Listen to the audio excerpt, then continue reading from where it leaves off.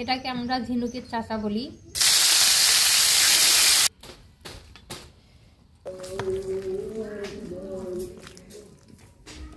খেতেও মজা হবে।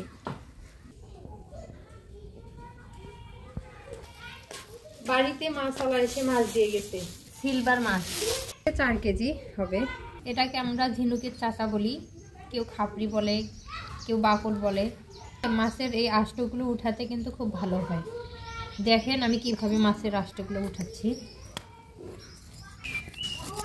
এই দেখেন কত সুন্দর আঁশগুলো উঠে যাচ্ছে। এভাবে এই চাচাটা দিয়ে সবগুলো আঁশটা উঠে নেব।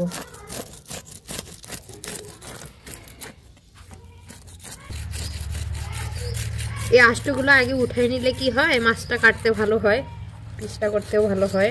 কাটার পরে আঁশগুলো উঠালে একটু সমস্যাই হয়। এই যে হয়ে গেছে, দেখেন কত সুন্দর পরিষ্কার হয়। আর না হলে বটি দিয়ে ইয়ে করতে একটু ঝামেলাই হতো। দেখেন কত সুন্দর হয়ে গেছে।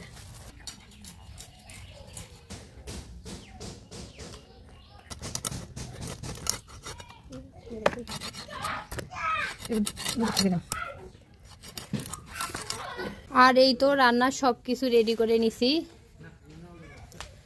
মাছ ধুয়ে নিছি, কিছুটা মাছ ফ্রিজে রেখে দিছি, আর কিছুটা রান্না করব। আর এখানে হচ্ছে আলু আর পালং শাক কেটে রেখেছি। আর এখানে সব মশলাগুলো, লবণ হলুদ দিয়ে মাছগুলো মেখে রাখবো, তাই তো লবণ দিয়ে দিলাম। এরপর হলুদ দিয়ে দিলাম। এরপর দিয়ে দিচ্ছি কিছুটা শুকনো মরিচের গুঁড়ো। এখন খুব ভালোভাবে এগুলো মিক্সড করে নিব।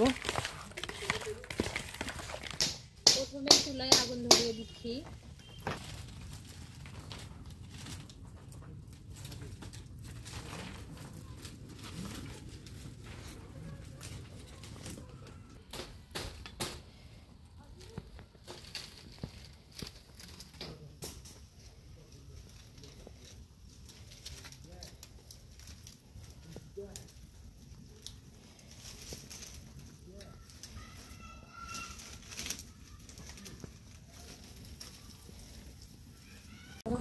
মাছগুলো ভাজার জন্য কড়াইয়ে তেল দিয়ে দিচ্ছি।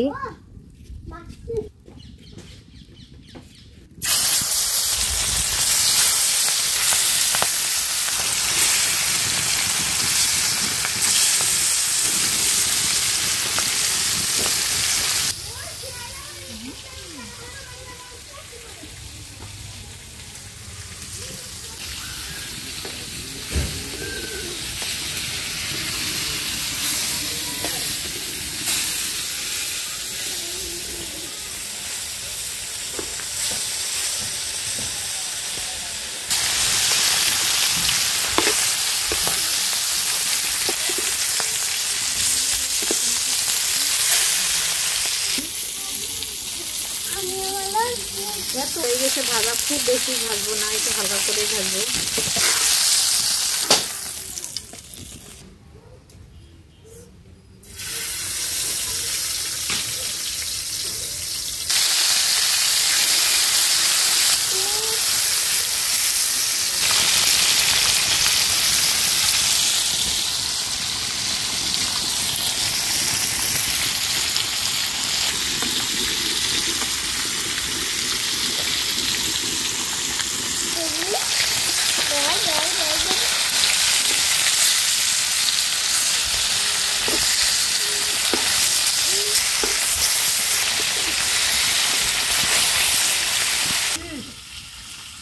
কড়াই আগে ছোট মাছ বড়, কড়াই হচ্ছে ছোট না।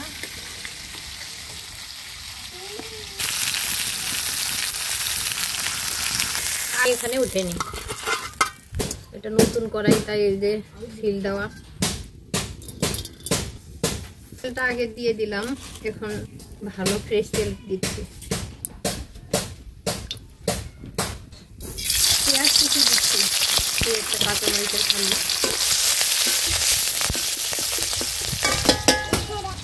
কাঁচামরিচ বাটা, পেঁয়াজ বাটা,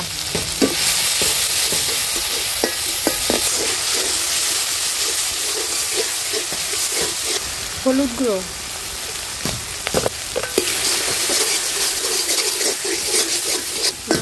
একটু পানি দিচ্ছি কারণ তেলটা টেনে গেছে। পর লবণ দিয়ে দিলাম, কালারের জন্য 1 চামচ শুকনো মরিচের গুঁড়ো।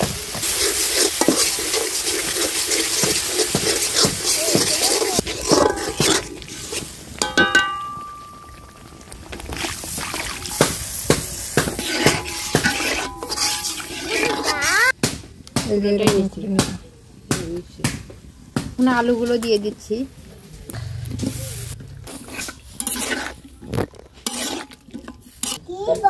এবার ঢেকে দিচ্ছি।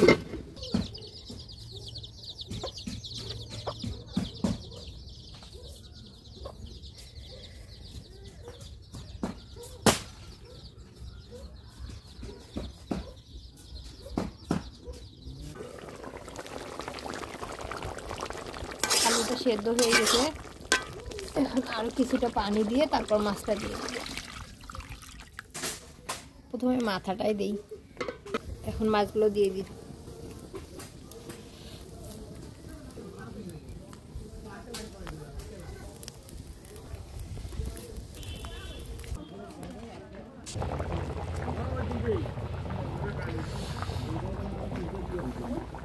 পালং শাকটা দিয়ে দিচ্ছি।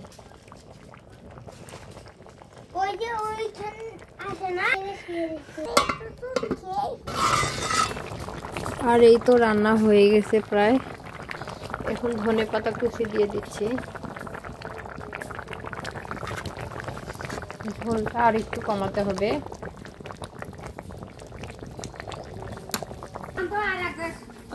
হ্যাঁ,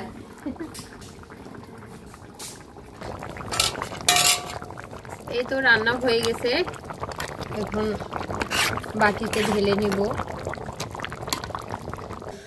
বাটিতে ঢেলে নিচ্ছি। ধরবে সব। হ্যাঁ,